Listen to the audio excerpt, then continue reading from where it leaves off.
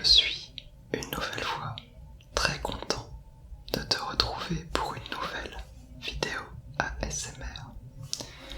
Comme tu le vois, j'ai encore changé d'appartement. Je suis dans celui-ci pour environ 9 mois. Et c'est donc le premier test de vidéo dans ce nouvel environnement. Normalement, il est moins bruyant que mes appartements précédents. Évidemment, quand je dis ça, j'entends les bruits dans le couloir, alors que d'habitude, c'est ultra calme et je n'entends quasiment rien. J'espère que ça ne s'entendra pas trop sur l'enregistrement. Au niveau du bruit dans l'appartement lui-même, le frigidaire est une nouvelle fois coupé et le seul bruit ambiant est celui de la ventilation qui est un petit peu derrière. Donc ça devrait s'entendre un petit peu. Je vais avoir quelques sons de fond à retirer, mais je pense que ça devrait être assez correct. En tout cas, je suis assez satisfait. Je vis dans un bel endroit et je pense pouvoir te proposer plein de vidéos. En parlant de vidéos justement, aujourd'hui, je réutilise un concept que tu connais déjà en l'adaptant un petit peu. Tu connais les vidéos ciné-relax. Si tu ne les as pas vues, évidemment, je te les conseille. Ce sont des vidéos où je parle des films et séries que j'ai regardés récemment et j'essaye de te les résumer et de te donner un avis rapide. Ces temps-ci, je n'ai quasiment pas regardé de films ou de séries, pour plusieurs raisons. La première étant que j'ai lancé, comme tu l'as sûrement vu, une nouvelle chaîne YouTube dédiée au gaming, donc aux jeux vidéo. Et pour proposer du contenu tous les jours sur cette chaîne, j'ai passé beaucoup plus de temps à jouer qu'à regarder des films ou des séries. Et donc aujourd'hui, je me suis dit que j'allais reprendre le concept du ciné-relax, mais pour te parler plutôt des jeux que j'ai appréciés ces derniers temps, ou que je n'ai pas appréciés d'ailleurs, ça peut être les deux. Mais j'ai un petit camarade de route pour changer un petit peu. C'est un pot de café soluble, assez classique, dont j'ai retiré évidemment la marque. Et j'ai trouvé qu'il faisait un son assez intéressant.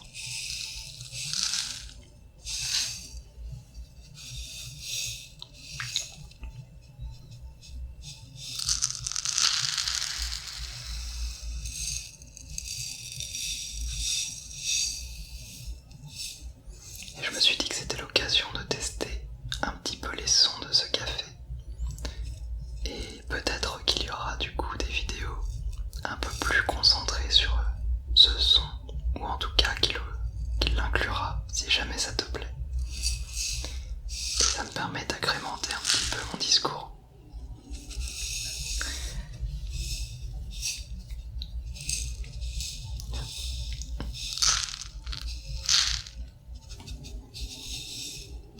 J'ai donc lancé une nouvelle chaîne qui est en lien d'ailleurs sur la bannière de ma chaîne et je crois dans mes descriptions désormais, qui est vraiment dédiée aux jeux vidéo. Je propose des vidéos où je présente des jeux, des vidéos où je les découvre en même temps que je les présente, des vidéos où j'essaye de faire des bonnes performances si possible sur certains jeux, et parfois des petites aventures sur un jeu en entier. J'ai donc eu l'occasion de pas mal tester différents jeux ces temps-ci, ou revenir sur des jeux qui m'avaient déjà bien marqué, car en plus de la chaîne YouTube, j'ai lancé une chaîne Twitch sur laquelle je fais quelques lives de temps en temps. Par exemple, cette semaine, je vais en faire 4. Donc lundi, mercredi, vendredi et dimanche. Je tourne la vidéo le jeudi. Donc il y en a déjà 2 d'effectués.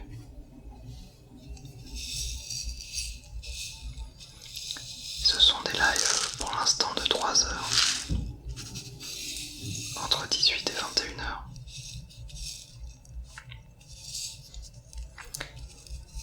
Et on joue justement à certains jeux que je présente en vidéo. Et parfois on découvre des jeux qu'on ne fait que durant les lives. Comme ça me permet de varier un petit peu. J'aime vraiment les sons que fait ce pot. J'espère que toi aussi. Et je peux donc maintenant te parler des différents jeux que j'ai pu essayer récemment. Alors j'ai commencé ma chaîne avec une vidéo sur un jeu que j'apprécie tout particulièrement, que je connais depuis un petit moment. Il s'agit de The Binding of Isaac Rebirth, et plus précisément avec le DLC Afterbirth. The Binding of Isaac, c'est un jeu de type roguelike dans lequel on est en fait lancé dans un donjon et on doit parcourir des salles pour détruire les ennemis qui s'y trouvent. Des ennemis qui sont issus de l'imagination de Isaac, qui est un enfant assez perturbé par sa mère. Et le jeu est assez complexe, car il faut esquiver les projectiles d'ennemis. Il faut réussir à les détruire. Il faut apprendre énormément de choses sur le jeu, sur son univers, enfin plutôt sur son contenu. C'est donc assez exigeant et en même temps je trouve que c'est un jeu assez gratifiant quand on arrive à faire de bonnes performances. En tout cas, c'est un jeu indépendant qui ne coûte pas très cher. Et moi j'y ai déjà passé des dizaines d'heures. Que ce soit sur Rebirth ou sur le tout premier qui s'appelait juste The Binding of Isaac.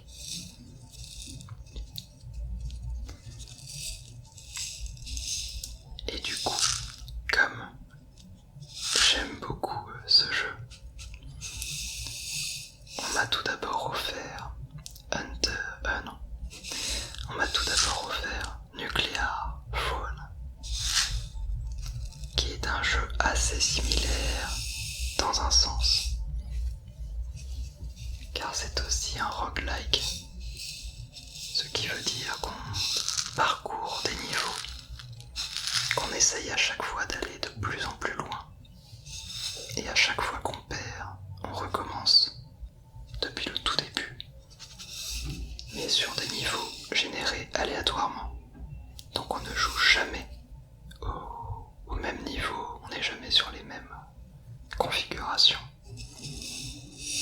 C'est pareil dans Isaac, il y a plusieurs étages à parcourir, composés à chaque fois de plusieurs salles, et la configuration change à chaque partie. Même s'il y a évidemment des éléments qui reviennent et qu'on apprend à connaître.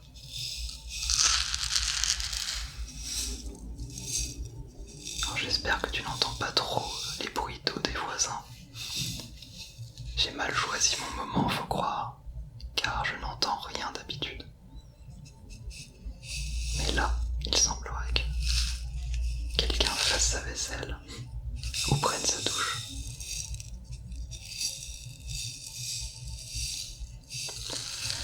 Nuclear Throne, du coup, est aussi un roguelike.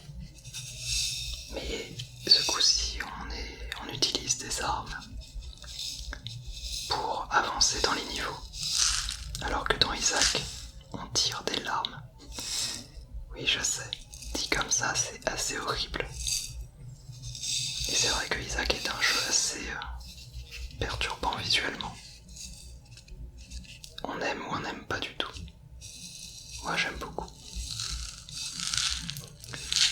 Nuclear Throne est plus basé donc sur des armes qui ont toutes un feeling assez exceptionnel. Je trouve qu'on a vraiment un ressenti assez sympa sur chaque arme. Je n'aime pas spécialement les armes dans la vraie vie, voire pas du tout. Mais dans un jeu, j'apprécie que le ressenti soit bon. Ça reste un jeu. Et comme j'ai adoré Nuclear Throne et que j'adore The Binding of Isaac, on m'a aussi offert un jeu qui mélange les deux, qui s'appelle Enter the Gungeon. Normalement tu auras à chaque fois les petites vignettes, comme pour les ciné-relax. Enter the Gungeon, c'est vraiment le mix idéal entre les deux. On est vraiment plus dans un esprit donjon, comme dans Isaac, mais avec des armes, un peu comme dans Nuclear Throne. Et on est donc sur la symbiose de ces deux jeux. Et c'est un abonné qui m'a offert le jeu, que je remercie d'ailleurs encore une fois.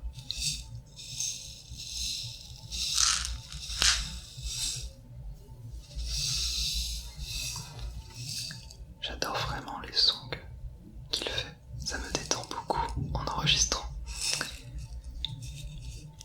Récemment, j'ai aussi joué à un autre jeu des créateurs de The Binding of Isaac qui s'appelle Super Meat Boy, qui est assez connu, même si c'est un jeu indépendant, il a plutôt bien marché. C'est un jeu de plateforme pur, où il faut contrôler Meat Boy, un petit morceau de viande qui peut sauter, avoir des contrôles assez précis. Surtout, on peut vraiment bien doser son saut, son impulsion, il est très maniable. Et du coup, le but du jeu est de parcourir les niveaux tout simplement, sans se prendre un obstacle. Ce qui est vite très très exigeant, car il faut être extrêmement précis dans Super Meat Boy. J'y ai rejoué un petit peu pour une vidéo de présentation, et c'est un jeu que j'aime toujours autant.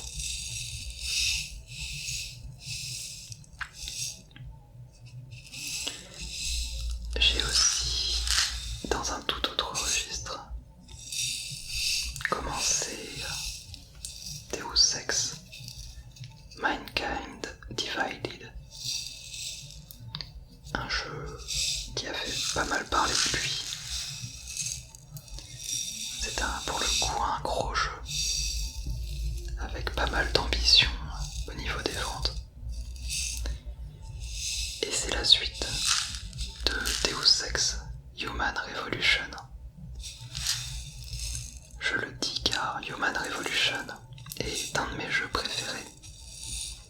Il était sorti en 2012, je crois, 2011 ou 2012. Et en fait, c'est un jeu dans lequel on incarne Adam Jensen, un humain augmenté, comme on dit. Donc on est vraiment dans le thème du transhumanisme, avec les augmentations informatiques au sein même du corps humain.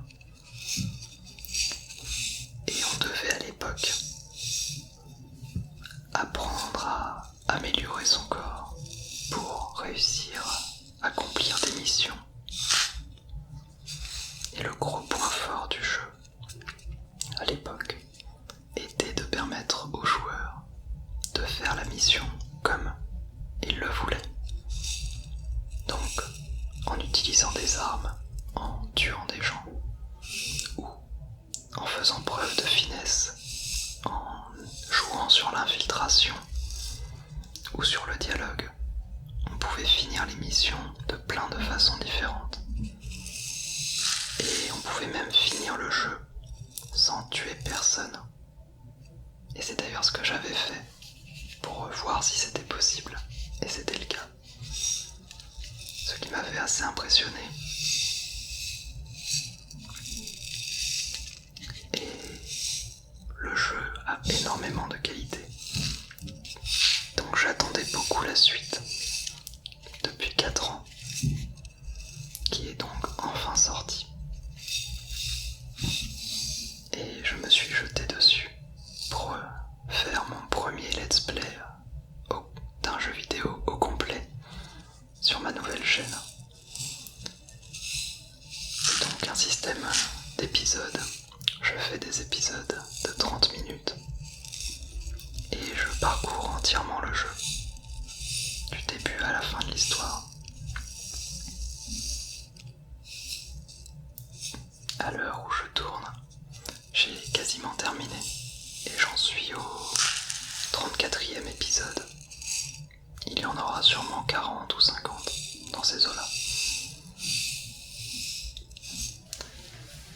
Et le nouveau récupère toutes les qualités du précédent avec une nouvelle histoire, de nouveaux environnements et des petits ajouts appréciables. Et je suis actuellement assez bluffé par la qualité du jeu, que je dévore le plus souvent possible.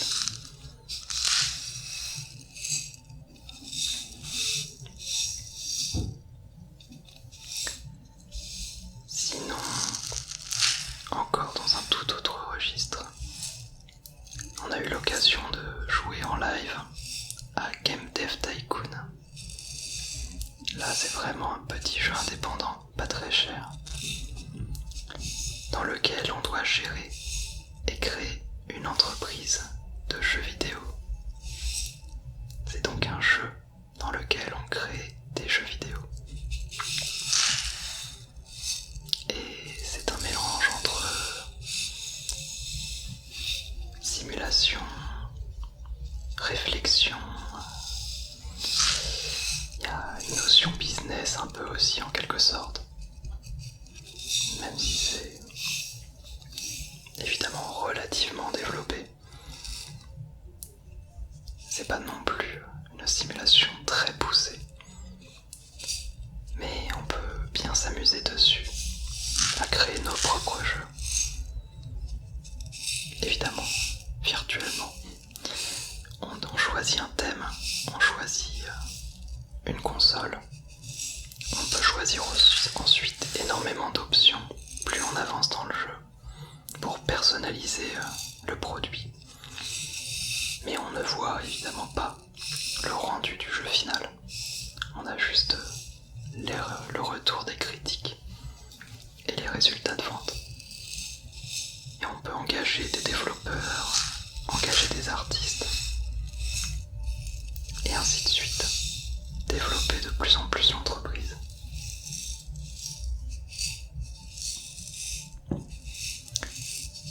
Je vois que la batterie de ma caméra est bientôt à bout de vie. Et ça tombe bien car je n'ai de toute façon plus beaucoup de jeux à présenter.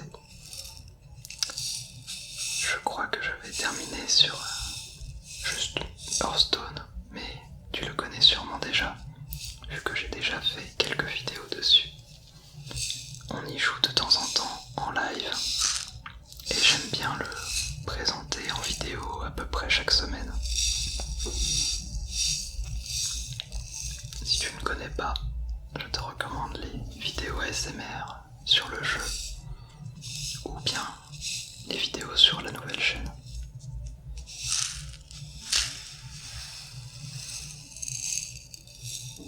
Il y en a sûrement que j'oublie.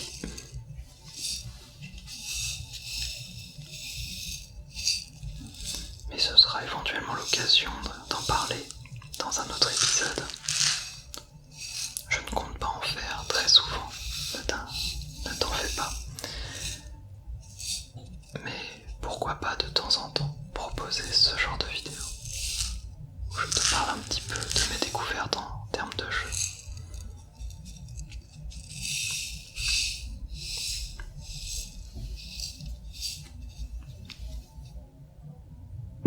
Voilà. En tout cas, j'espère que la présentation t'a plu. J'espère que le son de ce café était intéressant. J'attends vraiment ton retour à ce sujet pour savoir si c'est une bonne idée ou pas. J'ai assez hâte de voir le rendu audio en espérant qu'il n'y ait pas trop de bruit à retirer. Et surtout, j'ai assez hâte de tourner de nouvelles vidéos. Donc, comme avant, on continuera les roleplays, les vidéos sur des jeux, les ciné-relax et autres. J'ai pas l'intention d'arrêter cette chaîne ASMR qui me plaît toujours énormément. Et je prends toujours autant de plaisir à tourner des vidéos dessus. Allez, je vais passer au montage et voir un petit peu comment ça rend. Je te remercie beaucoup pour ton attention, pour ton soutien et je te dis à très bientôt. Allez, salut à toi. Say, these are not my onions. In English, you say, this is not my pigeon. That's not my pigeon.